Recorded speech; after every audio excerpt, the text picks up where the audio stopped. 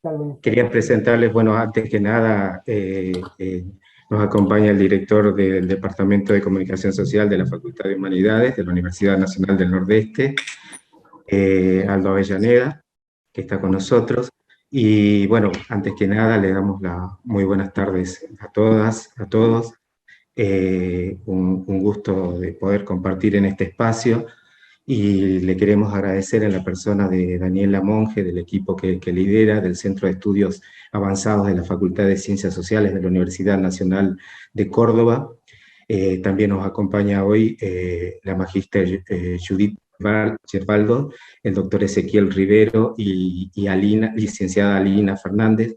Les agradecemos por haber aceptado compartir estos resultados del proceso de investigación que llevan adelante en la Universidad Nacional de Córdoba y como resultado los libros, la televisión cooperativa y comunitaria, diagnóstico, análisis y estrategias para el sector no lucrativo en el contexto convergente, convergencia cooperativa, que es uno de los libros editados en el 2018, otro de los libros y el último es Otras plataformas, tramas de una convergencia periférica en sectores populares, cooperativos y alternativos, que llevó adelante el Centro de Estudios Avanzados de la Facultad de Ciencias Sociales de la Universidad Nacional de Córdoba. Y en este espacio lo que vamos a analizar es la convergencia periférica y en forma puntual las situaciones de los actores no lucrativos y subalternizados respecto de la regulación y sostenibilidad del sistema mediático corporativo, comunitario, alternativo en contextos de pandemia. Agradecemos también especialmente a los profesores, alumnos, alumnas que se sumaron y mostraron interés por tratar esta temática. Antes de darle la palabra a nuestro director del Departamento de Comunicación Social de la Facultad de Humanidades de la UNE, doctor Aldo Avellaneda, a quien minutos antes había presentado Miguel, queremos comentar que el proyecto académico fue aprobado a referéndum por el decano de la Facultad de Humanidades, profesor Aldo Lineras, mediante la resolución número 860/21 de la Facultad de Humanidades de la UNE. Ahora sí, Aldo, es todo tuyo el momento, te damos la palabra para que puedas saludar y dar la bienvenida a todos y a todas a este encuentro. Bueno, buenas tardes a todos, buenas tardes a todas. Gracias, Silvana. Muy breve nada más. La verdad que en nombre de las cátedras que participaron, de los y las colegas que están aquí de la carrera, un agradecimiento inmenso a Daniela, a Judith. No sé, bueno, entiendo, ahí la veo a Lina, no sé si está Ezequiel, si pudo entrar aún. Un agradecimiento, digo, inmenso. Esto es bien interesante, digo, como espacio, poder darnos como puntal la caracterización, la descripción de lo que ustedes han hecho en sus trabajos, en esos dos libros, ¿no? De 2018 y 2020, y que nos sirva a todos aquí para poder de alguna manera dar cuenta de cuál es el lugar de los actores, de los procesos no lucrativos, de los actores subalternizados en el marco de las convergencias tecnológicas. Les decía que para la carrera es esto de fundamental importancia. No hace falta decirlo, creo que todos estamos aquí al corriente, que la Universidad Nacional del Nordeste, que tiene sede en Resistencia, Chaco y en Corrientes, se las tiene que ver con comunidades que manejan los más altos índices, ¿no? De pobreza, de vulnerabilidad en varios aspectos, y que discutir estos aspectos a los que nos convocan Daniela, Judith, Ezequiel y Alina a nosotros en nuestros contextos, con nuestros actores, los procesos específicos que llevamos adelante para nosotros es de vital importancia. De hecho, y a riesgo de extenderme un poquito más de lo razonable, dado que se trata nada más que de agradecer y de dar la bienvenida aquí, quería comentar y aprovechar, porque creo que viene a cuento del espacio, que la carrera, desde el Departamento de Comunicación Social, venimos participando, saben, hace unos meses, en una mesa de tecnologías de la información y la comunicación con diversos actores locales, pequeños cableoperadores, sindicatos, actores sociales, actores comunitarios del interior de Corrientes, y realmente estos intercambios que se proponen aquí en este espacio, les digo que la necesidad de estos intercambios es realmente evidente. La situación de prácticamente de orfandad regulativa, normativa, de contención en muchísimos aspectos que están, ni hablar de actores sociales comunitarios, ¿no? Sino inclusive pequeños cableoperadores que tienen que lidiar con regulaciones que están básicamente armadas, y lo he visto con detalles en el uso de suelo, etcétera, en estas provincias, respecto a la relación con los grandes jugadores del sistema, hace todo esto hace que el espacio y los temas que aquí se puedan tratar, la verdad que tengan una importancia muy, pero muy, muy especial para nosotros aquí, ¿no? Así que dar la bienvenida a quienes están en esta sala, quienes nos están siguiendo por el canal de YouTube, darles la bienvenida a Judith, a Daniela, a Ezequiel, no lo estoy viendo, y a Lina. Y bueno, y esperemos que este intercambio sea, seguro lo va a ser, lo más rico posible para todos. Bueno, les dejo la palabra a Silvana, que entonces continuamos con la actividad. Bueno, antes de darle la palabra, vamos a hacer una breve síntesis de los antecedentes de quienes nos acompañan hoy. En este caso, la doctora Daniela Monge es docente e investigadora de la Universidad Nacional de Córdoba, es doctora en comunicación por la Universidad Nacional de La Plata, es magíster en comunicación y cultura en la Universidad Nacional de Córdoba, es actual directora del Centro de Estudios Avanzados de la Facultad de Ciencias Sociales de la Universidad Nacional de Córdoba, es vicepresidenta de la Federación de Carreras de Comunicación Social de FADECOS y es directora de Relaciones Internacionales de la Asociación Latinoamericana de Investigadores de la Comunicación, ALAIC. Por su parte, Judith Gerbaldo es magíster en Comunicación y Cultura Contemporánea del Centro de Estudios Avanzados de la Universidad Nacional de Córdoba y licenciada en Comunicación Social de la Facultad de Ciencias de la Comunicación de la Universidad Nacional de Córdoba. Es periodista, consultora e investigadora en comunicación, cultura, radio, comunicación popular y movimientos sociales.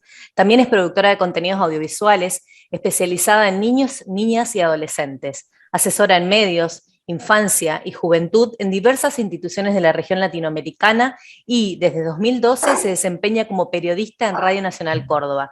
También es docente del taller de producción radiofónica 2 en la Facultad de Ciencias de la Comunicación de la Universidad Nacional de Córdoba, integra el Foro Argentino de Radio Comunitarias FARCO desde sus orígenes y entre 2004 y 2014 fue su responsable de formación. En el mismo periodo integró el equipo de formadores de ALER, Asociación Latinoamericana de Educación Radiofónica.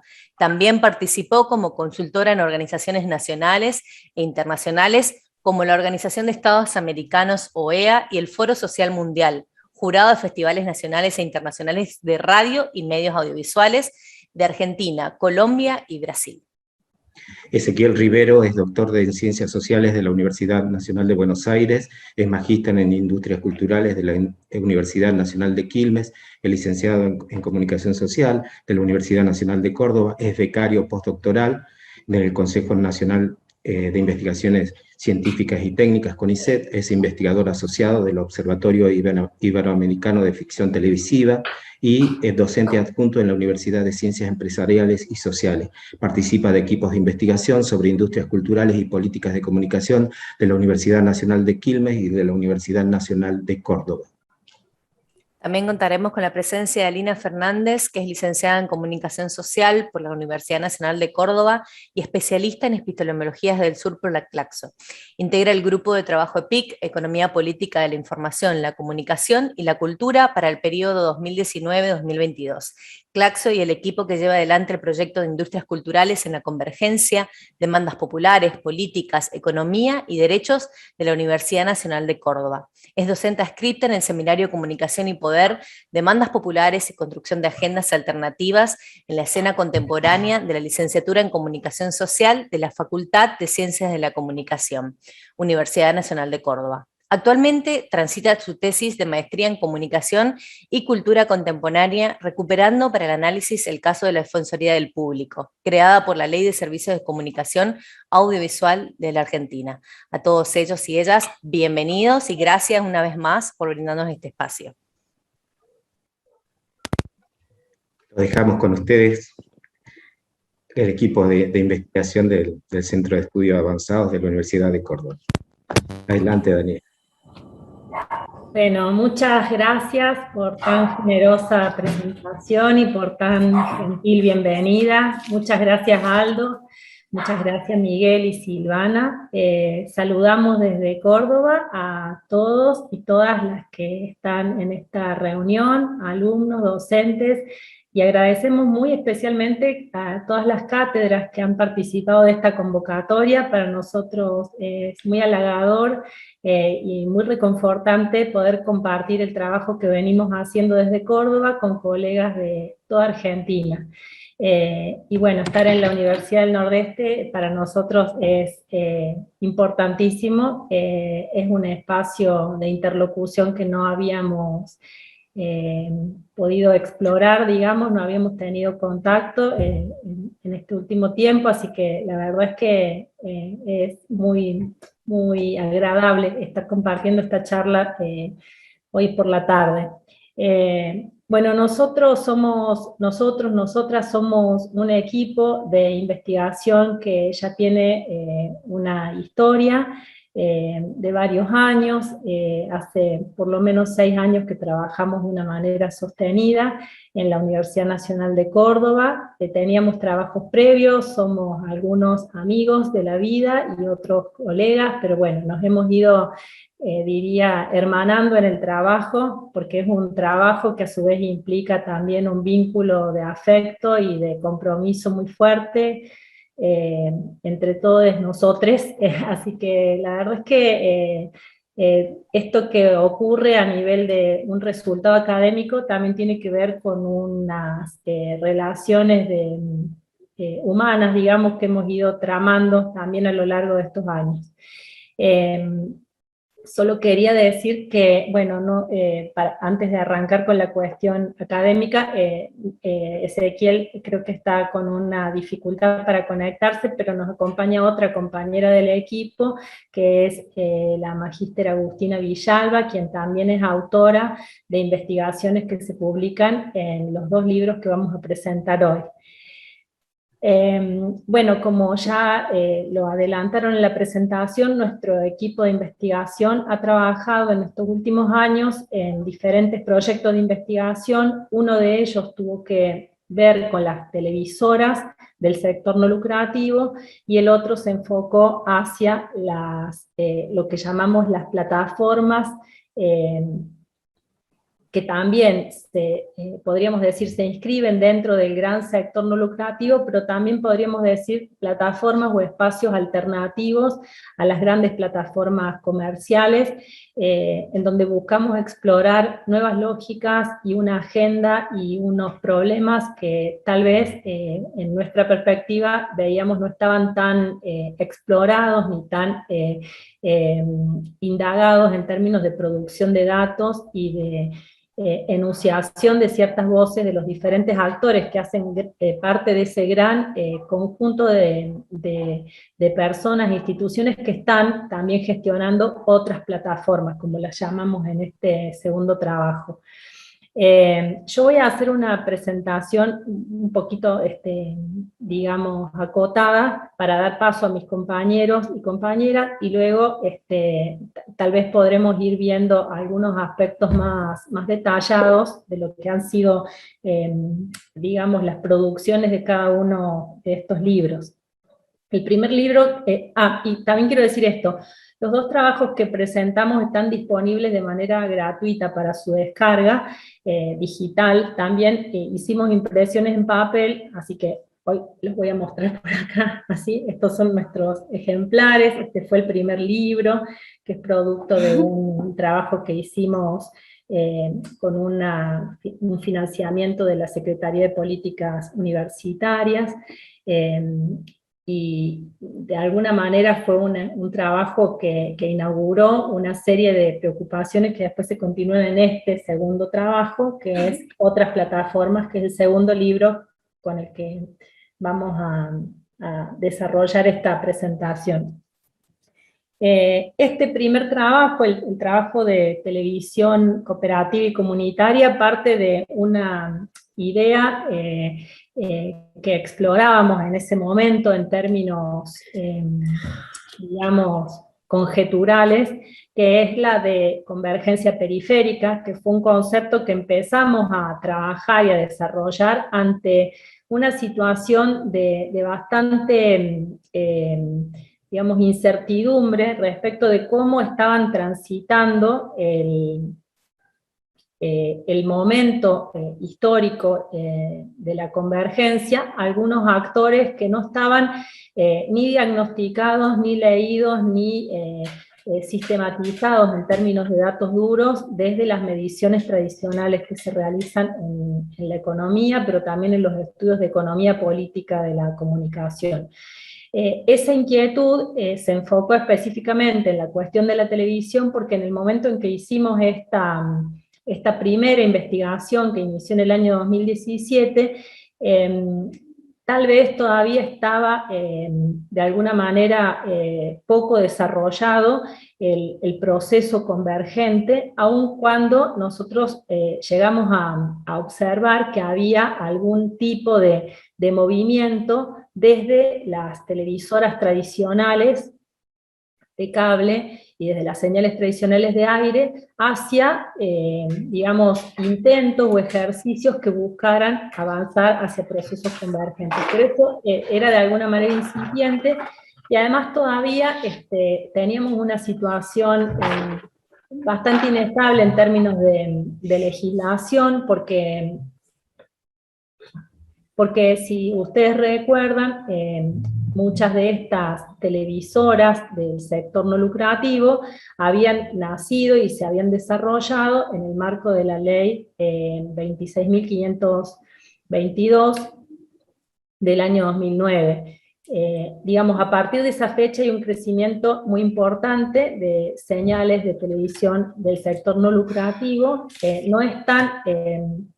digamos, no es tan acelerado como se hubiese imaginado, pero sí hay un crecimiento muy importante.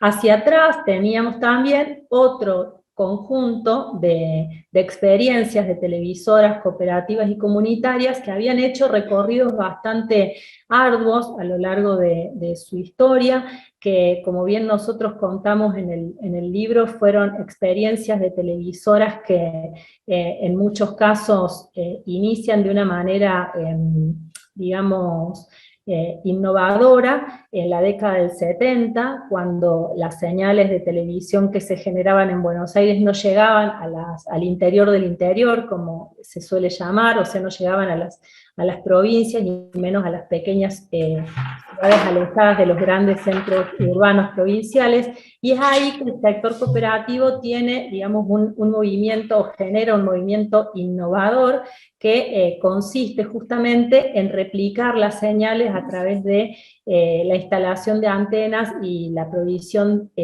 digamos, de una señal que se repetía o se replicaba a través de las frecuencias UHF. Esa es una primera experiencia innovadora y pionera, que después va a ser de alguna manera cercenada, y que va a pasar a un gran periodo que podríamos llamar de prohibición durante la época de la dictadura, en donde aquellas experiencias que se habían desarrollado inicialmente y que contaban con un cierto aval y con una cierta posibilidad de desarrollo, empiezan a ser censuradas, perseguidas, los equipos empiezan a ser decomisados por parte del gobierno dictatorial, y entonces allí todo el movimiento que va a venir a continuación en el periodo de la dictadura justamente tiene que ver con esta forma extraña que adoptan las televisoras cooperativas de esos años, que es, digamos, tener que generar un transvestismo jurídico, como le llama Miguel Julio Rodríguez Villafañe, e inscribirse como sociedades anónimas o como sociedades de responsabilidad limitada.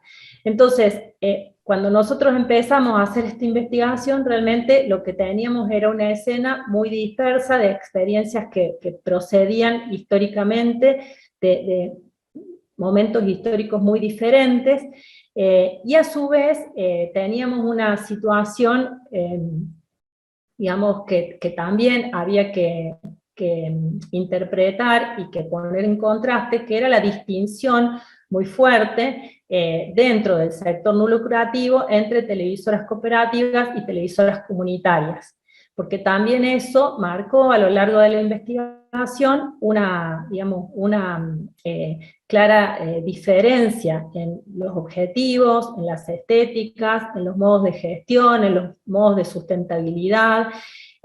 También encontramos experiencias pioneras en el caso de las televisoras comunitarias, pero siempre esto ha tenido mucho más que ver con los proyectos políticos de las organizaciones que han gestado los, digamos, los proyectos radiofónicos o televisivos, y no con otro tipo de objetivos más de desarrollo local, si se quiere, como tuvieron las televisoras cooperativas inicialmente. Entonces, hemos ido encontrando, digo esto solo para sintetizar y pasar al otro tema, hemos ido encontrando peculiaridades que no se habían registrado y sistematizado hasta el momento en que ocurre esta investigación, y entonces definimos en esa primera indagación que había como cuestiones interesantes a las que queríamos mirar, en las que queríamos detenernos, y entonces este primer libro tuvo diferentes entradas. Ahora mis compañeras van a contar un poco más al respecto, pero tuvo, digamos, eje en modos de sustentabilidad, tuvo eje en producción de agenda, tuvo eje en la generación de los públicos específicamente específicos para estas televisoras, o en la carencia de información acerca de esos públicos, ¿verdad? Y también tuvo, digamos, algunos colegas que nosotros decidimos invitar a escribir, que no forman parte de nuestro grupo de investigación, pero que tenían, digamos, miradas que nos parecieron interesantes para interpelar este fenómeno.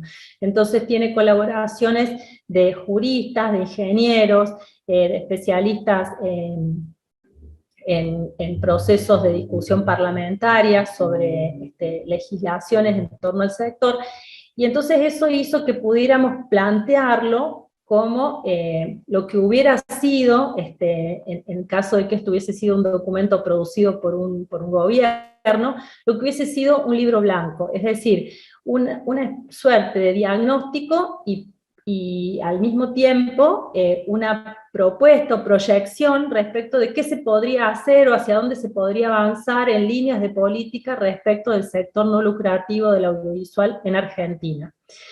Bueno, ahora mis compañeras lo expondrán con un poco más de detalle, pero bueno, en ese marco, el concepto de convergencia periférica empezó a aparecernos cada vez con más fuerza, cada vez con más énfasis, porque las entrevistas justamente daban lugar a que esta, digamos, esta situación de paso de lo analógico a lo digital, o de incorporación de nuevos servicios, etcétera, fuera cada vez más fuerte y cada vez más imperativa para cada uno de estos actores. Bueno, es un trabajo, como les digo, que se hizo a nivel de Argentina, se realizaron una gran cantidad de entrevistas, entre actores cooperativos y comunitarios llegamos alrededor de 30 entrevistas, y la verdad es que el resultado que se produce fue un resultado original y singular para el sector, que no contaba con esta información sistematizada, y tampoco con esta agenda de problemas que se formulan de manera concurrente. Bueno, y el otro, simplemente los presento y después doy lugar a mis compañeras y vamos y volvemos por los trabajos, si les parece. Y el otro trabajo, otras plataformas, que es un libro mucho más reciente, editado a fines del año pasado, en plena pandemia, y fue un trabajo que nos costó mucho encarar, pero que nos sirvió como un motor de líbido y de ánimo para poder transitar momentos muy duros de la pandemia. También fue un espacio para encontrarnos, para discutir, para convocar a otros colegas, y pensar en abrir un poco la agenda de investigación. Es un trabajo que se inscribe, por supuesto, en nuestro proyecto de investigación también, pero que avanzó un poco más allá de las televisoras y buscó conocer cuáles eran esos espacios de plataformización creciente en los que se estaban desarrollando los proyectos de actores no lucrativos o independientes. Es también una escritura coral, como me gusta decir a mí. También hay colegas que me dicen es una escritura polifónica. Bueno, también eso vale, porque escribimos muchos y muchas, con diferentes entradas a temáticas que tienen que ver tanto con la analítica más teórica como con el análisis de casuística específica.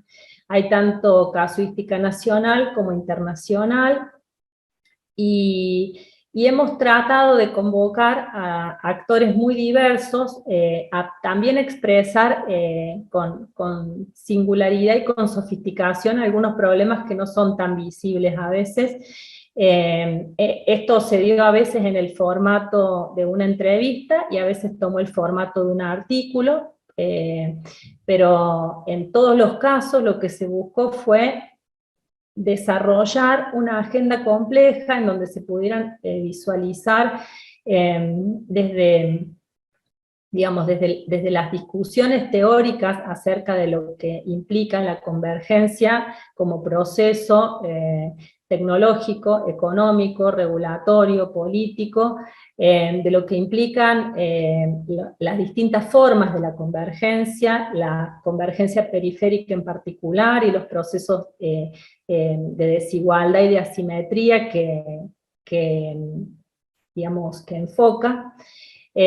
Pero también entonces desde esa perspectiva buscamos ver cómo se habían desarrollado otras plataformas de contenidos en distintos lugares y escenas de Argentina, plataformas periodísticas, informativas.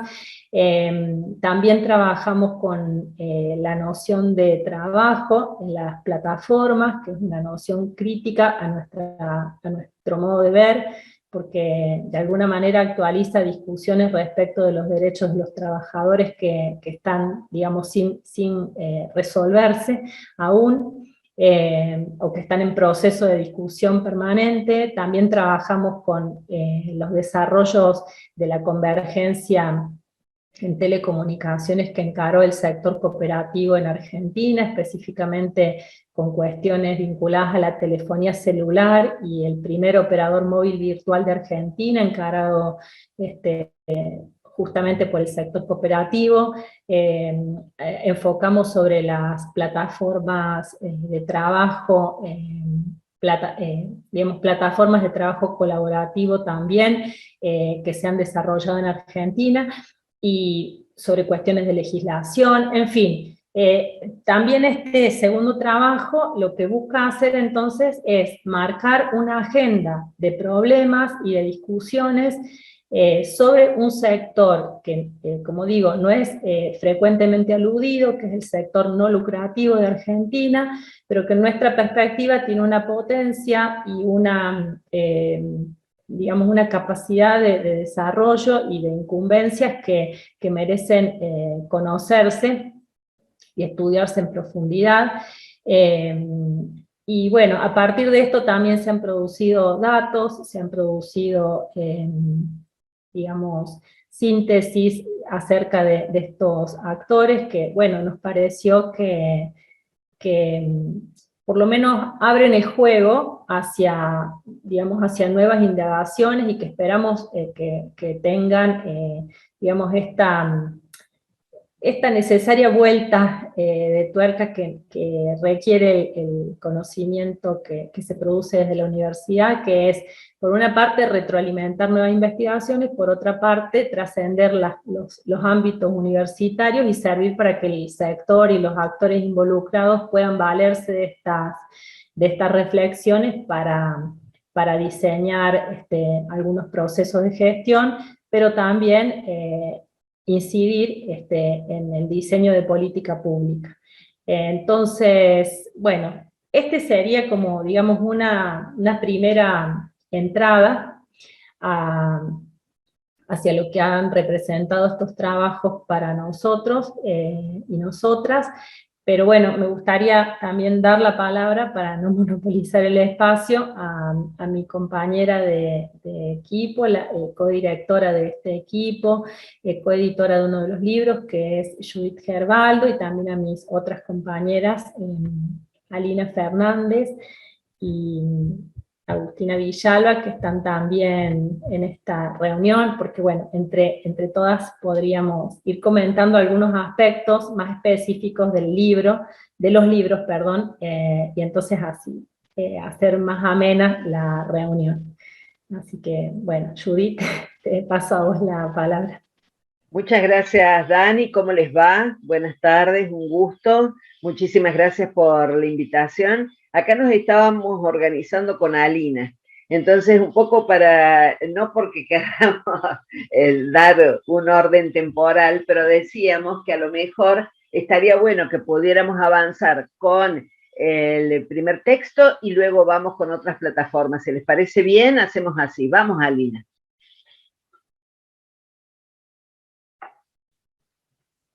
Bueno, hola, buenas tardes a todos y todas, compañeros y compañeras, asumo, porque la verdad es que estamos acá compartiendo este espacio con muchísimo gusto, y que compartir el espacio sea también poder compartir inquietudes o apreciaciones más allá de lo que traemos para contarles.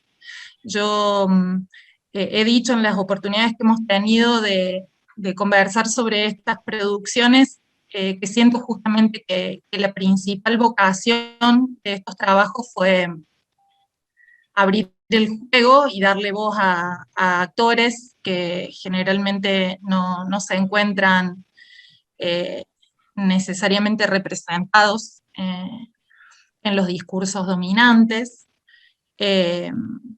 Así que bueno, contarles un poquito en relación a lo que fue la posibilidad de trabajar en el libro de televisión cooperativa y comunitaria. Fuimos ahí partícipes de un trabajo de campo extenso, súper interesante. Pudimos entrevistar a trabajadores y trabajadoras de 30 canales del sector no lucrativo, como contaba Daniela, televisoras cooperativas y también comunitarias, en una muestra que tomó, intentó ser representativa de lo que es el desarrollo de este tejido a lo largo y a lo ancho de todo el país. Bueno, ahí nos encontramos con, un poco Dani lo contaba, la idea era en principio un diagnóstico. Yo quería resaltar una idea que Daniela ya mencionó, pero que a mí me parece que es central en todo el trabajo de nuestro equipo, que es la cuestión de las desigualdades y la preocupación por un espacio público, en este caso audiovisual, y digital, democráticos, ¿no? La posibilidad de profundizar las condiciones democráticas del espacio público audiovisual. En ese sentido, entendemos que estos actores que denominamos periféricos y que ingresan a excesos en condiciones de desigualdad, justamente desigualdades preexistentes, tienen por un lado, tienen un aporte fundamental en la democratización, y por otro lado, requieren de ciertas condiciones de reaseguro para su funcionamiento, que debe brindarlas básicamente el Estado a través de regulaciones que los protejan, si no es muy difícil realmente su tarea cotidiana. En el trabajo de campo del primer libro nos encontramos con mucho material en relación a esto, al valor que estos proyectos tienen en sus comunidades, y a las dificultades también cotidianas que afrontan. Pudimos así, en lo personal, trabajé dentro de un capítulo junto con Juan Martín Zanotti, otro compañero del equipo que hoy no nos acompaña, pero trabajamos en relación a lo que es la producción de contenido informativo en los canales locales. La mayoría de los canales locales surgen como mascarón de proa, decía uno de los entrevistados en alguna oportunidad, de lo que son las señales de cable, y entonces cumplen un rol fundamental en lo que nosotros denominamos con una categoría que no es nuestra, digamos, pero sobre la que trabajamos como televisión de proximidad. Esto es, generan en el marco de procesos de deslocalización, generalizados de deslocalización, generan contenidos que tienen profundas implicancias en la construcción de la comunidad, de valores vinculados a la comunidad. Es una deuda la de estudios de audiencia en ese sentido. Los propios actores del territorio plantean la necesidad de poder conocer mucho mejor qué pasa con sus audiencias, pero a priori hay algunos mecanismos que a quienes vivimos en ciudades grandes inclusive nos generan mucha simpatía, pero hay algunos mecanismos que rápidamente son reconocibles en cuanto a la valoración que tienen los canales. Digo, habían anécdotas del tipo de cuando suena una sirena en el pueblo, la gente llama rápidamente al canal para ver qué es lo que pasó, por ejemplo, ¿no? En ese sentido, bueno, graficar con estas anécdotas cuál es el valor, insisto, que tienen estos espacios, estos proyectos comunicacionales en la construcción de escenas públicas plurales, diversas y democráticas. Así otros compañeros avanzaron también en el reconocimiento de los modelos de negocio y de sustentabilidad para estos proyectos. En los modos en que empezaban en aquella instancia a pensar la convergencia de pantallas, a intentar incorporar internet, digamos, o la web, y las discusiones que ellos se planteaban, que los propios canales se planteaban en relación a para qué contenidos volcar allí, si hacer la retransmisión simplemente de los contenidos que generaban para sus pantallas principales, las dificultades en los vínculos políticos de alguna manera en comunidades pequeñas, en canales que son dependientes en general de las cooperativas locales, que por otra parte suelen ser actores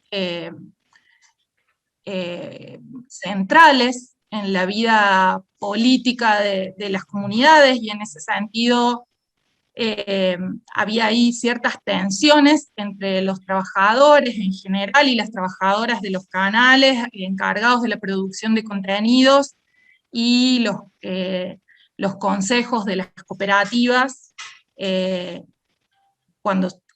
frente a situaciones de conflicto, de tensión en relación a coberturas, por ejemplo, de determinados asuntos. En fin, un diagnóstico que dejó varias puntas para indagar y que y que nos dejó pensando mucho, pero también que me parece visibilizó la existencia y el aporte de estos actores específicos. Así que, bueno, creo que en términos generales eso quizá podríamos después, en función de las preguntas, indagar alguna cosa más puntual.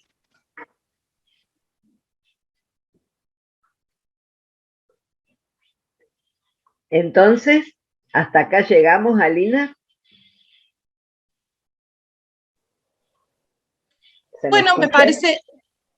Hola, ¿se escucha? No, perdón, se cortó. No sabía si... Perdón.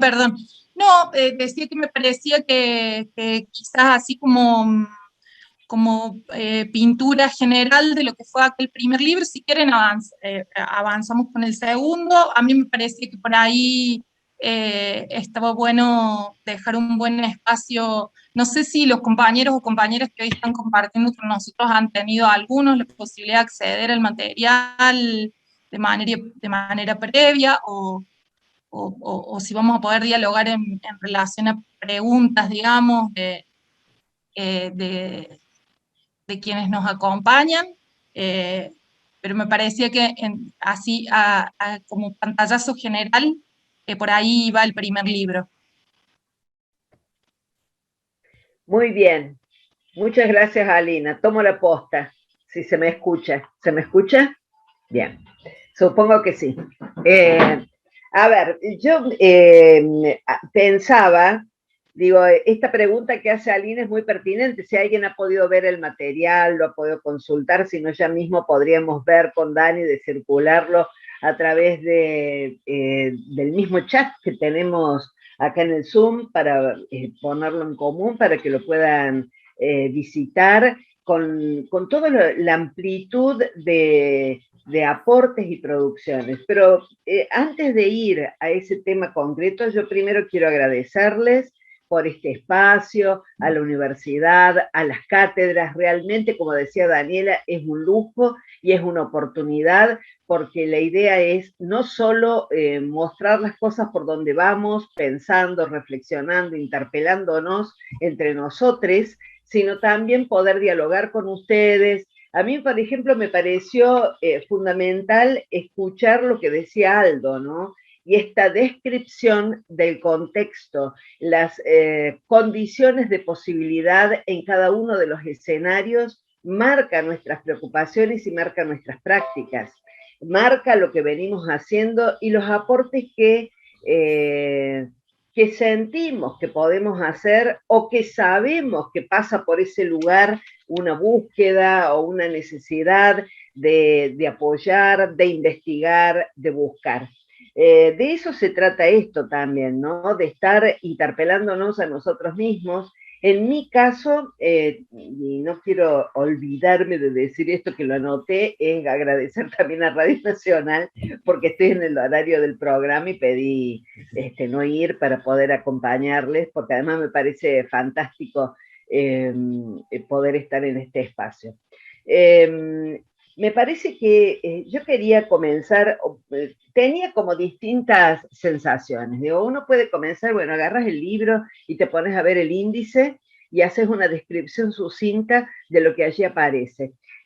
Sin embargo, cuando me hacía unas anotaciones, hice un gran asterisco, así un cuadro sinóptico con una llave gigante y le puse la palabra pandemia, pospandemia, porque la pandemia lo cambió todo, porque la pandemia significa un antes y un después, porque la pandemia también nos permitió a nosotros, nos exigió sentarnos a ver, bueno, dónde estamos parados, qué estamos haciendo, qué cosas estamos viendo y cuáles son los debates que nos parecen necesarios. Por otra parte, tengo acá anotado una frase que días atrás decía alguien del área de ciencia y técnica de la Facultad de Comunicación, que en otro contexto y en otro escenario, ¿no? Dice, pero ¿para qué investigar si no se publica? Entonces, ¿cómo ir generando las condiciones para tener publicaciones en cualquier escenario, espacio, lo que sea, y poder compartir esto que estamos haciendo? Creo que de eso se trata esta publicación que estamos haciendo ahora de manera oral, que es poner en común los desafíos. En tiempos pandémicos, donde los relatos, como cada uno y cada una de las integrantes de las cátedras de distinta naturaleza que están acá presentes y que están convocando este espacio, saben los relatos que cobraron tanto vigor, los relatos que fueron tan significativos. Y la radio. Yo soy una mestiza.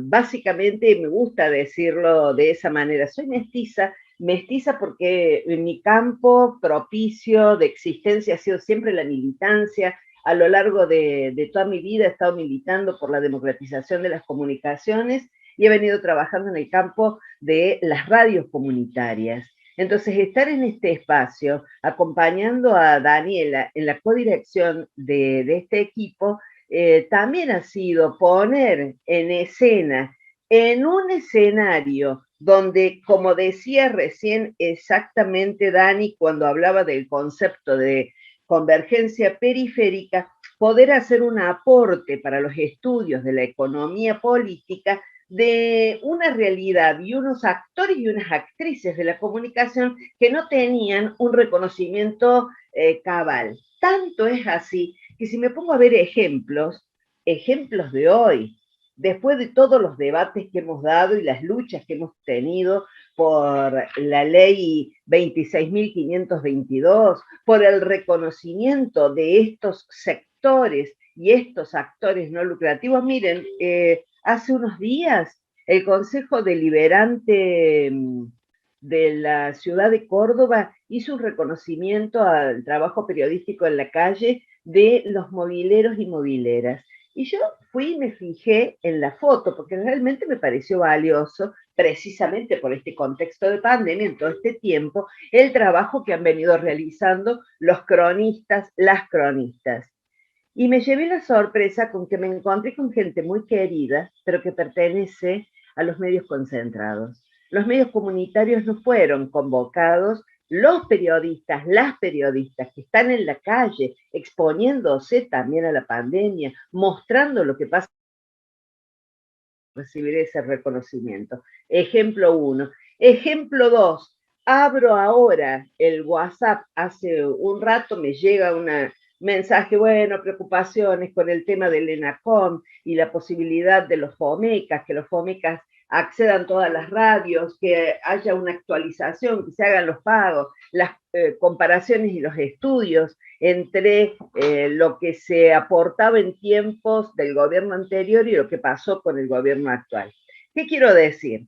Que hay una situación, hay un escenario y hay unos actores y actrices que tienen que seguir contando con el apoyo y la alianza estratégica de los sectores del pensamiento, de la academia, de quienes estén preocupados y estén formando a los nuevos comunicadores y comunicadoras, para que tengan sensibilidad con esta realidad, porque con esto profundizamos la democracia, porque con esto hacemos que efectivamente la comunicación sea un derecho humano fundamental. En ese escenario que vos decías, Aldo, la radio tiene un lugar primordial, porque la radio es el medio por antonomasia histórico de los pobres y las pobres. Acompaña a los campesinos, acompaña a las comunidades, acompaña a los barrios populares. Esta es la realidad. En este equipo yo vengo trabajando, y cuando digo que soy mestiza, de hecho, para mi investigación, para lo que es mi trabajo de maestría fue trabajar sobre las radios comunitarias argentinas, del Foro Argentino de Radios Comunitarias, cuál es su realidad y cuáles son sus características. Para esta publicación tomamos voy a referirme a dos artículos. Uno, referido a las radios comunitarias y caracterizadas como anfibias, donde recuperamos un diálogo como este que tenemos ahora, donde estaban hombres y mujeres que son de distintas experiencias argentinas y latinoamericanas, estaban expertos y expertas, gente de el consejo de lo que es el ENACOM, de AMAR, de ALER, de Farco, Claudia Villamayor. Bueno, era poner en común lo que teníamos y las características de lo que está pasando en el actual escenario de convergencia mediática, las transformaciones operadas, porque aquellas radios que nacieron a mediados del siglo pasado han seguido sosteniéndose en el tiempo, cuál es el impacto que tienen en la actualidad, cuáles son las características que hoy revisten, el esfuerzo tecnológico y adecuación para seguir sosteniéndose al aire, la incorporación de nueva tecnología, la ampliación de sus ejes de producción, por eso anfibias, por eso esta definición de anfibias nos parecía que las pintaba con carácter particular. Les invito a verlo, a leerlo, a trabajarlo y actualizarlo, claro. Otro de los artículos lo trabajamos con Hugo Mamani, que nos está acompañando desde su localidad a través del canal de YouTube. Le aprovecho para mandarle saludos a la Dani Wirley, que también me está diciendo que está enganchada en YouTube y que obviamente se va a sumar a nuestro equipo de investigación en esta línea que estoy planteando, que es el trabajo con las radios y las radios comunitarias. Con Hugo Mamani trabajamos sobre las otras plataformas, las características generales, el carácter que revisten, lo que las caracteriza por estas horas. Entonces, bueno, primero hicimos un trabajo exploratorio para ver cuáles eran las diferencias y cuáles eran los elementos comunes que ellas podían tener. Y en términos genéricos, marcamos como una suerte de categorías, todas las nuevas plataformas que nosotros estábamos abordando para este trabajo en carácter exploratorio, porque recién estamos avanzando para lo que era la publicación, avanzando en el reconocimiento de estos actores, decir que todas navegan territorios y narrativas digitales y transmedia, que promueven la autogestión fuertemente. Este eje de la autogestión es un rasgo característico que hace a las posibilidades de desarrollo y de crecimiento y que les expone ante el desafío de la sustentabilidad. Con sus prácticas están generando agenda, están instalando temas que los medios concentrados no tratan o que los medios públicos desechan o que no le dan tanta importancia o conjuntamente articulan con algunos de ellos. Desde la perspectiva de la sostenibilidad económica también estuvimos viendo los canales, los modos de monetización, las originales articulaciones que vienen desarrollando. Se observa en estos casos, y esto es algo común con las radios comunitarias, el concepto de apropiación mediática y de fortalecimiento de la participación. Hay distintas tipologías de medios, aunque todas comparten esta característica de lo digital y el uso de la web, de Internet, como aliada de los movimientos sociales. Esto hace a una caracterización del sector sobre el que seguimos trabajando y hay algunos ejemplos puntuales que estamos profundizando a través de distintas entrevistas y desarrollos, porque con gente muy joven, con muchas ganas de hacer, con una profunda vocación por instalar, por ejemplo, el eje género y comunicación o el eje políticas sociales, políticas públicas y producción informativa, vienen desarrollando contenidos que son valiosísimos o que incluso han sacado sus propias publicaciones. Bueno, yo me quedaría acá para no extenderlo tanto, ya es la hora 19.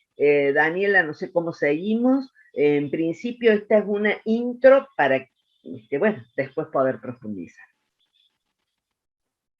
Bueno, gracias, Judith. Teníamos también invitada a nuestra colega Agustina Villalba, pero bueno, estamos en horario de mamá, así que no sé si podés hablar, Agus, o preferís... Buenas tardes, ¿cómo les va? Sí, estoy acompañada. No, simplemente quería hacer un aporte a esta descripción que han hecho mis compañeras en relación a la publicación del 2020.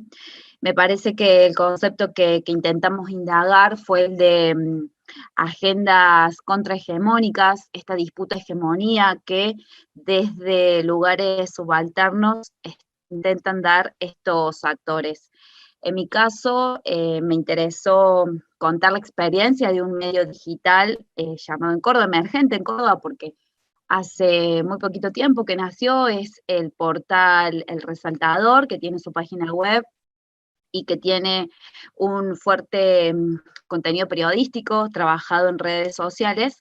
Y me parece interesante en este capítulo, o lo que a mí más me aportó, fueron los mecanismos y las luchas simbólicas con las que, y de distinciones con las que ellos y ellas intentan hegemonía justamente a los medios dominantes o a los medios hegemónicos. Creo que me pareció lo más interesante o lo que más me enriqueció a mí cuando me acerqué a esta experiencia. Bueno, muchas gracias, Agustina. Agustina ha trabajado también en el primer libro, en televisión cooperativa y comunitaria, con otra indagación acerca de los públicos de las televisoras cooperativas y comunitarias, con lo cual, bueno, también viene haciendo, como una joven investigadora, una serie de indagaciones que son para nosotros nosotros, muy lúcidas en relación a problemas que están dentro digamos, de nuestra órbita de ocupaciones, pero que a veces no terminamos de enfocar con total claridad o con el énfasis que requieren. La cuestión de los públicos, de los medios no lucrativos, siempre es una incógnita, y de hecho, tal vez hasta hace pocos años ni siquiera encontrábamos una indagación sistemática al respecto. Ya luego se han generado en estos últimos 4 a 5 años algunas investigaciones más sistemáticas y más abarcativas que nos dan algunas pistas sobre cómo se van constituyendo las audiencias y los públicos de los medios no lucrativos, pero siempre hay una zona de incertidumbre porque no son medios que se midan en relación al rating, no hay presupuesto para generar investigaciones sistemáticas. Entonces, en general, lo que solemos encontrar son análisis de casuísticas muy específicas, y es difícil entonces hacer una lectura de conjunto.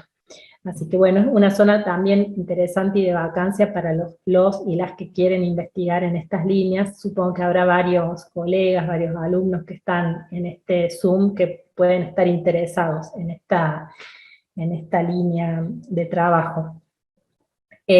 Yo lo que quería entonces aportar como un complemento a lo que veníamos exponiendo es simplemente que nosotros hemos observado a lo largo de este último periodo, de estos últimos 2 años, podríamos decir que ha habido un incremento en relación a la cantidad, digamos un incremento en términos de convergencia en relación a la cantidad de licencias TIC que se han otorgado para el sector no lucrativo, pero específicamente para el sector cooperativo dentro del sector no lucrativo.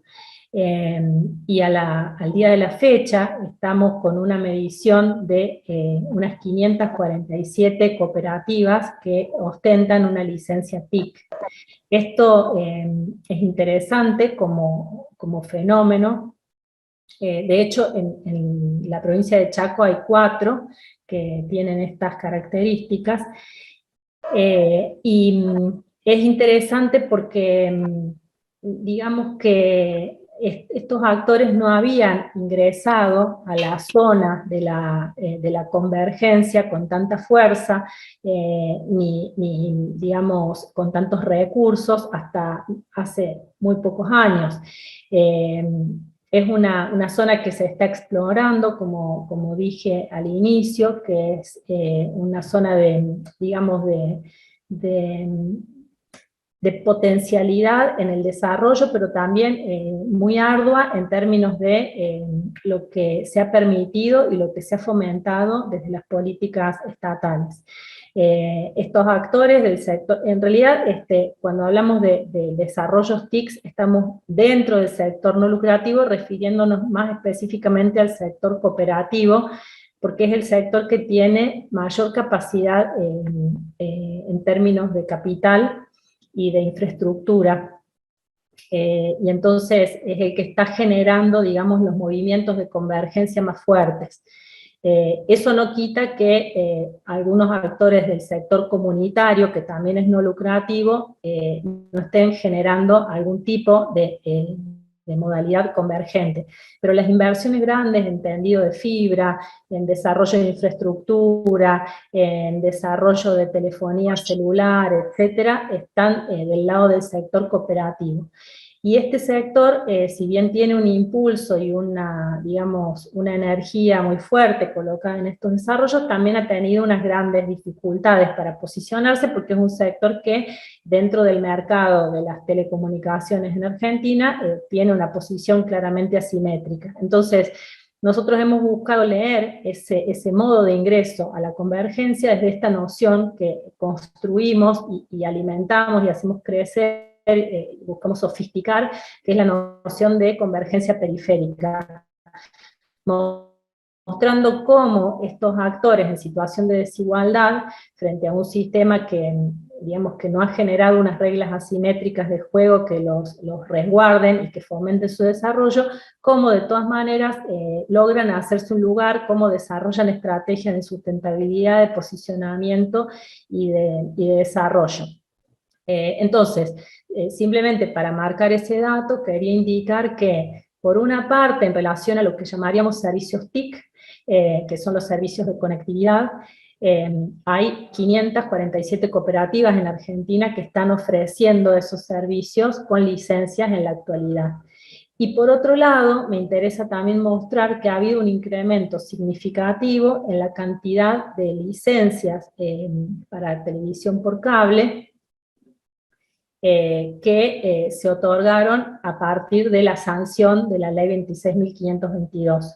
Ese incremento significativo en el sector no lucrativo también marcó un desarrollo y una expansión que hasta el momento de la sanción de la ley no había sido posible, porque estaba, como ustedes sabrán, impedido por ley gran parte de este sector. O sea, usted, no sé si habrán trabajado la cuestión de la legislación en sus espacios curriculares, pero para que tengan una idea, en Argentina estuvo prohibida la prestación de servicios audiovisuales, o sea, de radiodifusión, para ser más específico, de radiodifusión para actores sin fin de lucro, a partir de la sanción de la ley 22.285, que fue la ley de radiodifusión con la que se gestó y se consolidó el servicio de radio y televisión en Argentina a lo largo de casi 30 años.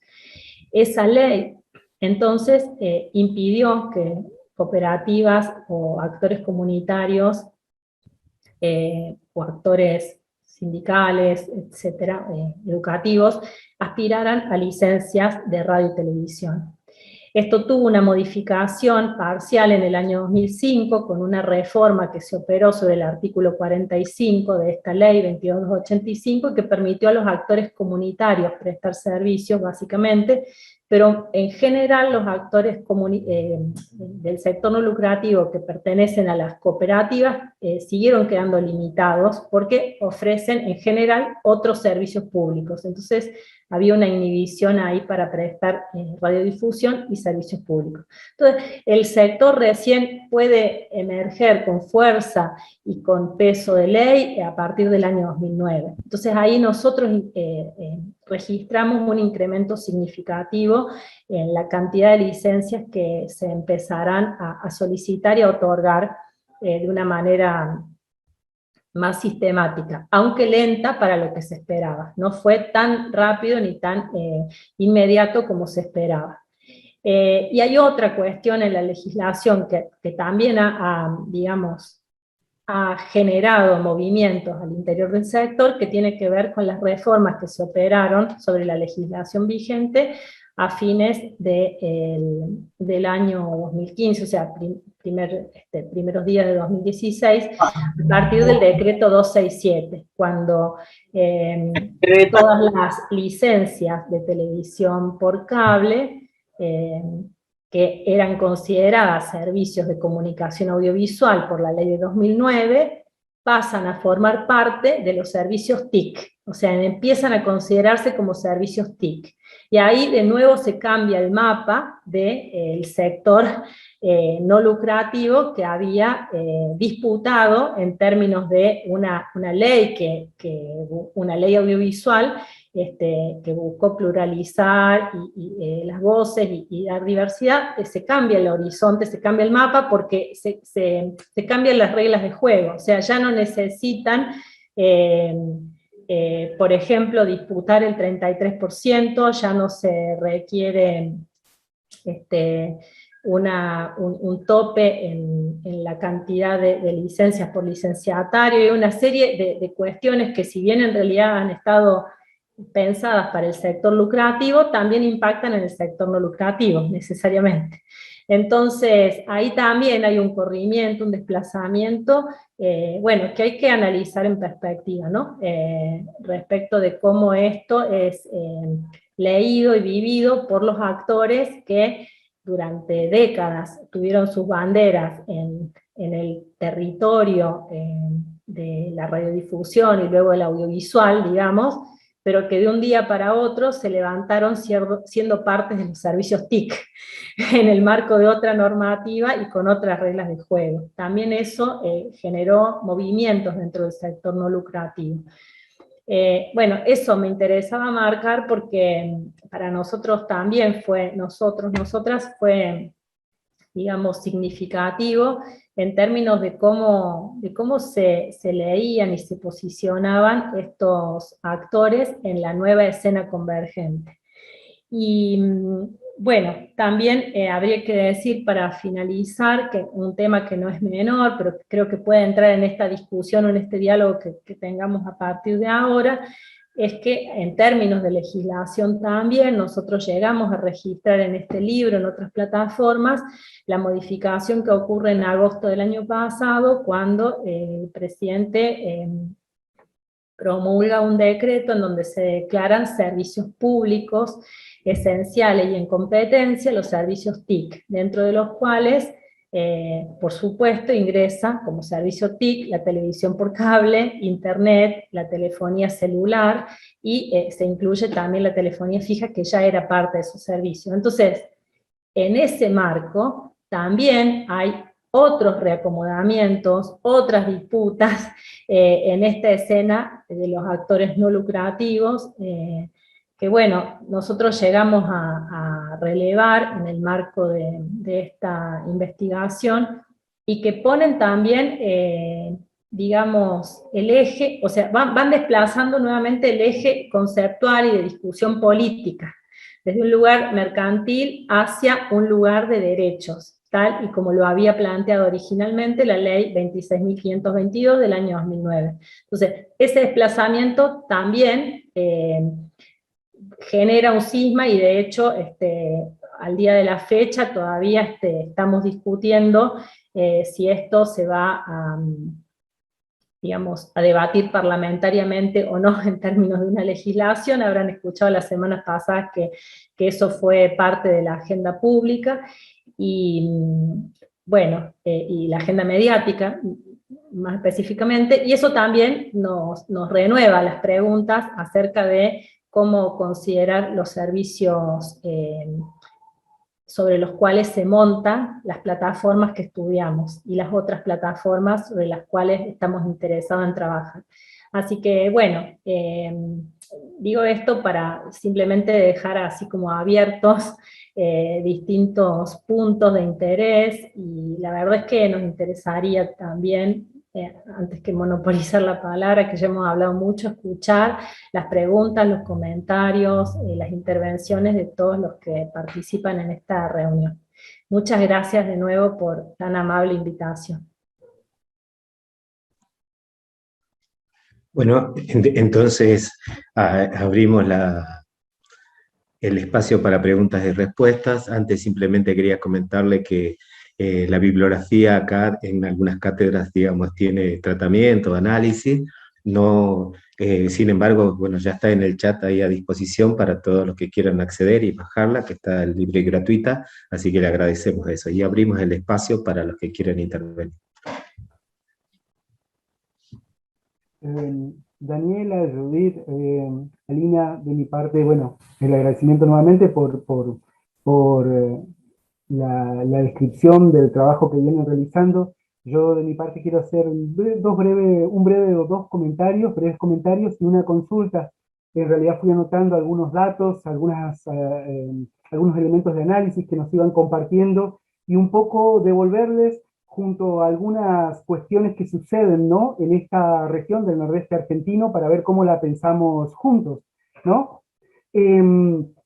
Particularmente, me interesa y me llama la atención dos cuestiones. Por un lado, una cuestión que mencionaba Daniela respecto a, bueno, la alta casuística que hay en los trabajos, ¿no?, respecto a este campo. Y en ese sentido, consultar, bueno, tanto a Daniela, pero también a Judith, que ha hablado de la radio como una cuestión, ¿no?, fundamental, y esto en el interior, por supuesto, es algo como poco más que central, ¿no? Que es, si tienen algún diagnóstico sobre la relación entre el número de licencias, ¿no?, actualmente existentes y la sostenibilidad de los actores no lucrativos en el periodo inmediatamente post-licencia, ¿no?, y la generación de esa, si se quiere, de esa aceptación en el mundo normativo, ¿no? Y eso va de la mano de un segundo comentario y a la vez consulta, algo que comparto en el espacio, que tiene que ver con una sensación, que es eso, es una sensación, no es producto de algún trabajo, ¿no?, regular y sistemático, que es la siguiente. Una de las cuestiones que vengo observando, habría que ver qué tipo de generalización esto puede soportar, lo que voy a decir, es la alianza estratégica entre algunos sectores, actores lucrativos, ¿no? Algunos sectores, por ejemplo, pequeños cableoperadores, radios locales, etcétera, etcétera, que no están en régimen de cadena con otras radios de Capital Federal, ¿no? Y actores sociales, de organizaciones no gubernamentales, etcétera, etcétera. Y ahí, en buena medida, hay una alianza que yo recuerdo acá un caso concreto, comparto en el espacio, acá hay una emisión radial que se da 2 o 3 veces por semana, que es de una asociación de 14 barrios de la zona norte de la provincia de Corrientes, la red vecinal Zona Norte, ¿saben? Y ahí hay una alianza entre 2 o 3 radios, un cable operador, porque se está tratando de ver cómo eso se puede hacer vía streaming, entonces generar mayor difusión, etcétera, y esa red de 14 barrios que tienen intereses, expectativas más o menos comunes, ¿no? Y mi segundo comentario y consulta para ustedes tiene que ver con lo siguiente. ¿Cómo ven si es que lo ven en los trabajos que vienen realizando, este tipo de alianzas, y si en el caso que lo ven, qué impacto creen que ustedes que tienen en dos aspectos que mencionó Judith, que para mí son como centrales, que es la sostenibilidad y la posibilidad de generación de agenda en este mundo, en esta situación pandémica, post-pandémica que tenemos ahora, ¿no? Que es que si a nosotros en nuestra situación laboral nos ha afectado, nosotros somos unos privilegiados, tenemos trabajo, cobramos del 1 al 5, cobramos nuestro salario, estamos trabajando con toda una serie de circunstancias muy, muy particulares, pero seguimos trabajando. En cambio, estos otros sectores tienen otras condiciones, ¿no?, etcétera, etcétera, en este marco, en esta situación. Entonces, básicamente esas dos cuestiones que resumo, La primera tiene que ver con el diagnóstico entre el número de licencias actualmente existentes y la sostenibilidad, ¿no?, de esos actores con las licencias, y por otro lado, la relación esta estratégica de actores, de pequeños actores del juego de mercado local, de las comunidades, con actores no lucrativos, como lo ven en este escenario nuevo en el que estamos. Eso quería compartir, y es algo que me suscitó a partir de sus intervenciones. Bárbaro. Yo empiezo y te paso la posta, Judith. En relación a la cantidad de licencias y la sostenibilidad, nosotros en el trabajo que hicimos en el año 2017, lo que observamos fueron dos formas muy diferentes, dos modelos muy diferentes de sostenibilidad en el sector no lucrativo. Porque, como dije inicialmente, el sector no lucrativo, que parecería ser una homogeneidad, en realidad no, es una gran heterogeneidad de actores, dentro de los que se destacan dos, en particular, dos tipos de actores, que son los actores cooperativos por una parte y los comunitarios por otra. También podríamos identificar como no lucrativos, no sé, televisoras sindicales, por ejemplo, o experiencias, qué sé yo, de cultos religiosos o educativas, pero nosotros en este trabajo en particular enfocamos en los dos actores que en general han solicitado licencias, han disputado un espacio dentro del espectro, tienen una historia, una tradición, una militancia específica, y entonces en esos casos, en esos dos casos que hemos relevado, que son los que tienen más fuerza y más cantidad de licencias en Argentina, en el caso de las cooperativas, la licencia, la gran cantidad de licencias que se obtienen, y que es la mayor cantidad en realidad de todas las licencias otorgadas para el sector no lucrativo, se vinculan a una sostenibilidad que está de alguna manera articulada con los modos de financiamiento que se da para sí la cooperativa que solicitó la licencia. No hemos encontrado licencias que solamente sean de televisión y que no estén vinculadas a una actividad cooperativa más amplia en términos de oferta de servicio público. Esa es una característica y un rasgo que hace que entonces muchos de los costos fijos que tienen las licencias, las señales de televisión cooperativas, estén de alguna manera subsidiados o articulados o calzados con los ingresos que tiene la cooperativa por otros servicios. Incluso la provisión del servicio de cable, en general, está incluida en la facturación por los otros servicios que presta la cooperativa, y entonces suele tener ahí una compensación. Pero si uno pudiera ver los números más en detalle, cosa que no en todos los casos pudimos hacer porque las cooperativas no ofrecían toda esa información, muchas de las señales cooperativas están, digamos, en una situación, van a pérdida, digamos, si lo ponemos así. Van a pérdida o tienen una estructura de costos que apenas les permite una sostenibilidad, digamos, de la prestación básica, de los salarios básicos. Muchos de esos espacios, en algunos casos, se tercerizan. En algunas ocasiones se tercerizan con una, digamos, una claridad de agenda y de programación más orientada, y en otros es bastante aleatoria esa tercerización.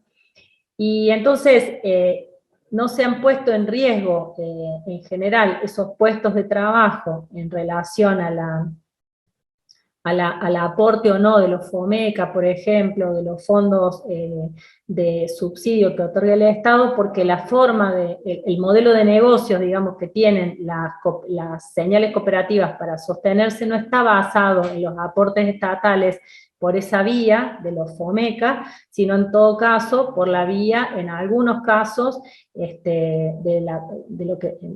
parte del Estado, de la publicidad oficial. Pero aún así, no es la publicidad oficial la principal fuente de sostenibilidad, sino, como decía, los ingresos que obtienen las cooperativas por la prestación de otros servicios públicos.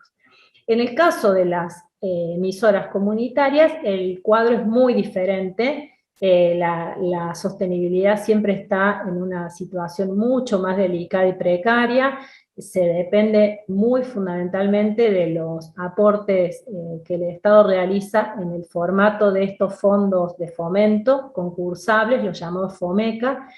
Hay también una disputa por pauta oficial que nunca termina de resolverse en términos legales de una manera eficiente y digamos, y clara para el sector. Entonces, a veces hay, a veces no hay una cuota exacta de publicidad oficial para estos actores, hay un pedido presentado para ser discutido en el Parlamento, pero tampoco eso ha sido resuelto, o sea que hay una situación de bastante mayor vulnerabilidad en términos de la sostenibilidad.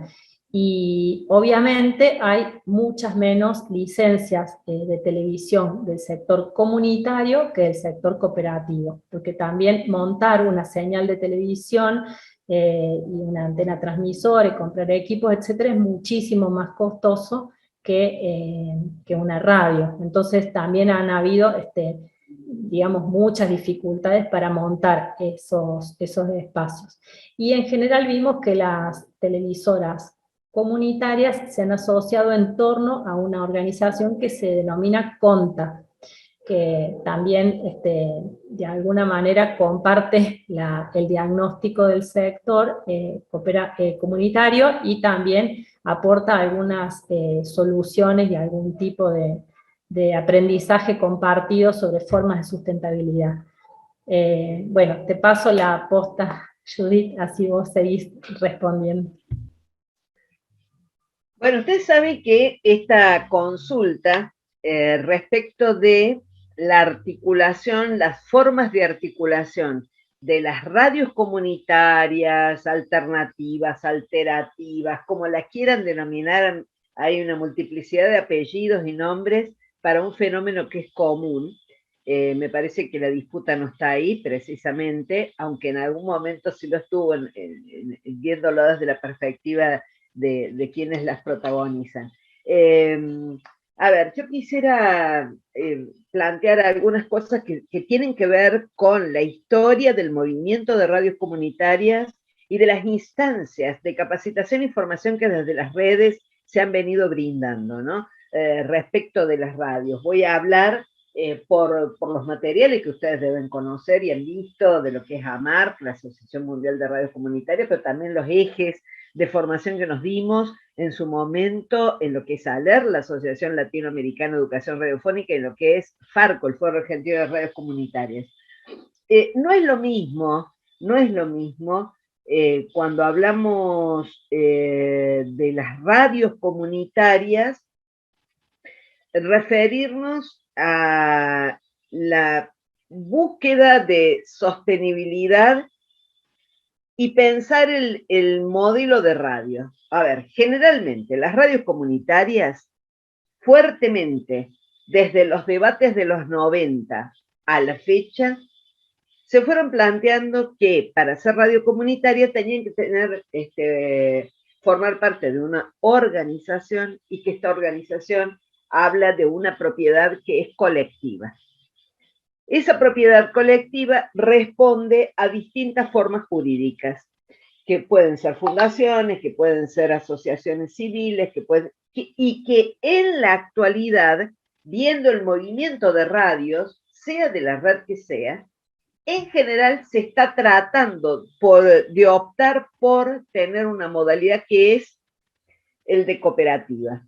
¿Por qué? Porque la cooperativa les permite, según sea el objeto social de esa forma organizativa que se han dado, gestionar proyectos.